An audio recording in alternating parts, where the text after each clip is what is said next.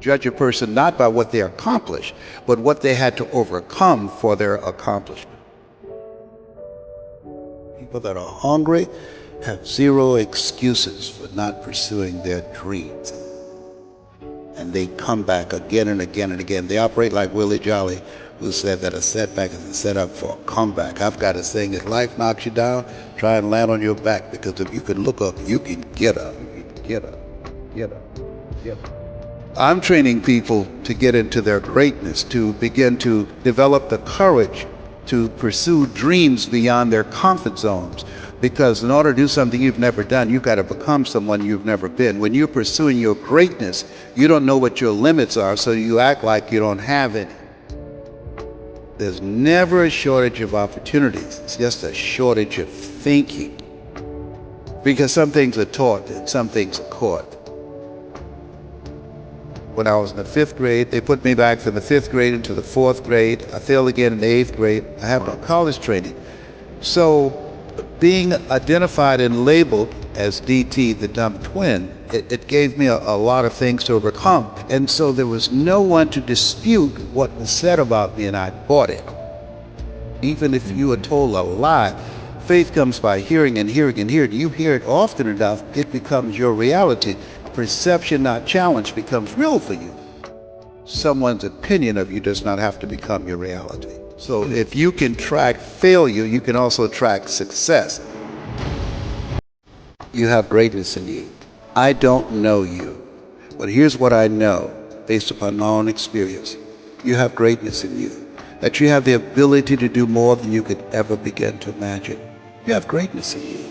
There's a presence in each and every one of us that waits and listens to the voice of the genuine in yourself. It will be perhaps the only guide you will ever have or hear. And if you cannot hear it, all of your life will be spent on the ends of strings that somebody else pulls. When you recognize your greatness, no one will ever pull your strings. You are different. You were created on purpose, with a purpose, to manifest that purpose through you.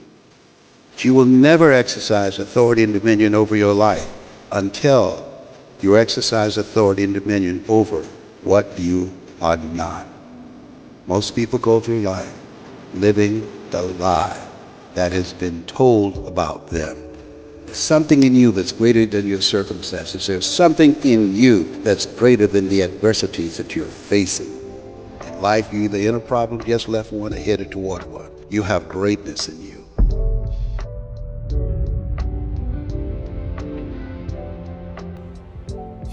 When you're pursuing your greatness, you live from a place of the willingness to live life courageously, to be willing to take chances, to become a risk taker, to make impact, to go beyond believing to knowing, to lean not unto your own understanding, to feel within yourself there's some cause, there's something that's bigger than me, but I'm never alone in facing this.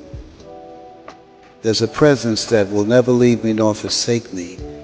And that when you step into that place, more of thee, less of me, that there's a place where we can go within ourselves. There are things that we can accomplish, things that we can do, that eye has not seen, ear has not heard, nor is it in the heart of mankind what God has in store for us. When we surrender life to me, when you're pursuing your greatness, you find something that you love, that you surrender to that something gives you life, and that you turn yourself over to that and allow yourself to be used by life. That, to me, is what greatness is. When I was diagnosed with prostate cancer, I was pondering about my life. Am I going to beat this? And I was reading his words for comfort. And he said, the ideal situation for a man or woman to die is to have family members praying with them as they cross over.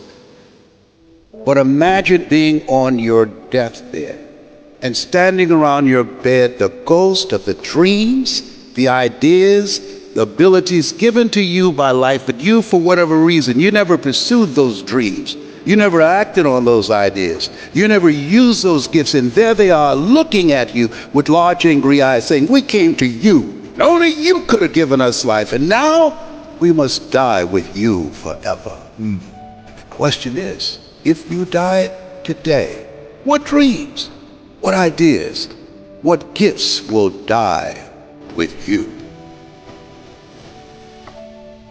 As I face inevitable death, what in the meaning and purpose of my life that will not be undone or destroyed when I'm gone? My goal now, we learn, we earn, we pass it on. We should be ashamed to die until we've made some major contribution to humankind. I think it's important that people find something that gives their life a sense of meaning and value that drives them, that becomes their magnificent obsession. Because we live in a world where we're told more about our limitations rather than our potential, we go to our graves never knowing who we really are. How do we develop a sense of belief? What I'm hearing you say is belief is one of the most important things we can have It in is ourselves. major. It's an ongoing process. I encourage people to read at a minimum of 30 to 40 pages of something positive every day to program your mind. And all of us can do that. We can go to the library and check out books. When I think about Og Mandino, who wrote The Greatest Salesman in the World, he was on the verge of committing suicide. Went to the library, read the book Think and Grow Rich, and his life turned around. Your mindset, your diet, and positive relationships, giving yourself a healing, nurturing environment strengthens your immune system and allows you to stay here longer and do your great work. So you have to program yourself or your mind will be programmed. In order to do something you've never done, you've got to become someone you've never been. You've got to become a risk taker. This God said, if you're not willing to risk, you can't grow. And if you can't grow, you can't become your best. And if you can't become your best, you can't be happy. And if you can't be happy, then what else is there? When you find something that you love, you will study it. Something that you love that becomes not just confident, but you'll become competent on that. I pour myself into it. I lose myself into it because it's not about me, it's about the audience. Ask for help, not because you're weak, but because you want to remain strong, and don't stop until you get it. I tell people, you're going to face tough times, but I affirm, no matter how bad it is or how bad it gets, I'm going to make it. You don't get in life what you want, you get in life what you are.